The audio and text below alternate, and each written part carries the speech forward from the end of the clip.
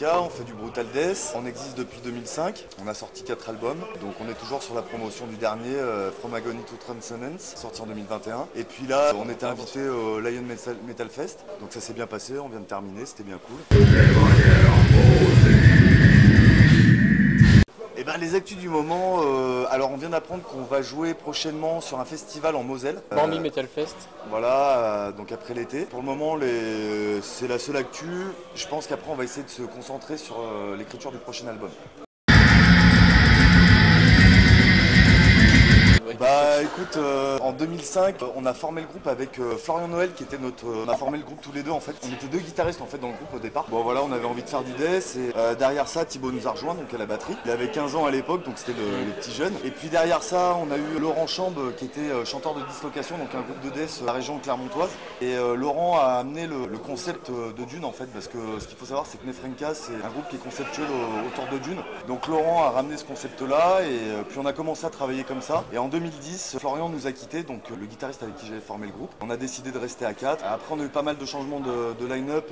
Il a oublié les bassistes. Ouais, bah on a eu des passages de bassistes, etc. Laurent est parti aussi. Et derrière on a, pour le dernier album, 50% du line-up a changé en fait, puisque Laurent est parti et Alex est parti aussi. Donc on a récupéré Sylvain, qui joue dans Rapcest aussi. Et Dimitri qui est un bon pote à nous qu'on connaît depuis une vingtaine d'années, avec qui on avait jamais eu l'occasion de jouer. On avait fait un essai à une époque. On avait fait un essai, ouais, mais on avait pas vraiment l'occasion de jouer ensemble. Donc on a décidé, From Agony to Transcendence c'était déjà composé. Bon et après ils ont apporté leur patte en fait. L'album était composé mais Sylvain a apporté sa patte au niveau du chant, a fait quelques modifs au niveau des textes et tout, a écrit des textes. Dimitri a fait ses parties de basse dessus. Et donc maintenant on va essayer de partir sur la composition du prochain album. Voilà donc...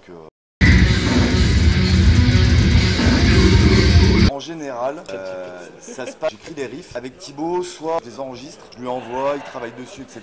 On les bosse un peu en répète. Pour les 2 derniers albums, on a beaucoup travaillé comme ça en fait. Avant c'était un petit peu différent parce qu'on travaillait beaucoup en répétition, donc on ne jamais, etc. On a changé un peu de façon de procéder, ça nous allait bien parce que, encore plus aujourd'hui, parce qu'on est un peu plus éloigné au niveau géographique. Je pense que pour le prochain, on va continuer à bosser comme ça. Oui, bien sûr. Mais il y a toujours un échange parce que même si j'écris des riffs, je les envoie à Thibaut, mais lui quand il met ses parties de batterie, il a toujours des idées à proposer. On pourrait changer la partie de guitare comme ci, comme ça. Même Sylvain sur le dernier album, même s'il était composé, il a quand même apporté des petits trucs, des arrangements en fait. Et je pense qu'on va essayer de pousser un petit peu plus ça sur le prochain album. C'est intéressant de prendre les avis des autres aussi sur les arrangements, ça peut que faire évoluer En fait oui, t'envoies toi tes riffs bruts, on va dire, en général, c'est un riff brut. Après il n'y a pas vraiment de riffing différent, c'est les riffs, souvent ils s'enchaînent. Et après on va apporter effectivement de l'arrangement pour faire des petites transitions plus sympas, suivant les breaks de batterie et tout. Ça évolue comme ça en fait, quand il y en a un qui sent qu'il y a possibilité de faire quelque chose de plus intéressant sur un morceau, sur un riff, etc. Il le propose et puis s'il arrive à convaincre les autres... On passe au vote, délibération. Ouais, voilà. C'est un peu compliqué des fois, mais voilà, après réflexion on peut avancer un petit peu quoi. Très bien, écoute, super orga.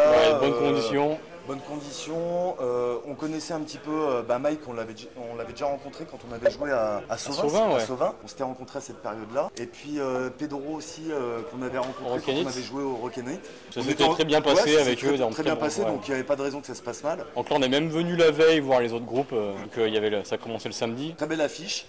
Franchement on espère que des festivals comme ça, ils vont pouvoir perdurer parce que ce genre de festivals en fait peuvent permettre à des groupes de stature beaucoup plus moyenne de monter, de se faire découvrir, etc. Parce que tu as justement la possibilité de jouer avec des groupes qui sont des plus grosses pointures en fait. Tu vois, c'est un petit peu le retour qu'on a des gens qui nous disent ouais, ça nous permet de découvrir des groupes qu'on connaissait pas, etc. Quand ils voient le running order, ils se disent tiens, ce groupe-là, je vais jeter un coup d'œil et puis finalement ils se rendent compte que c'est pas mal. Et puis les conditions sont, le son est très bon, donc tout est réuni en fait pour faire un bon festival et pour contenter tout le monde en fait, le public et les groupes.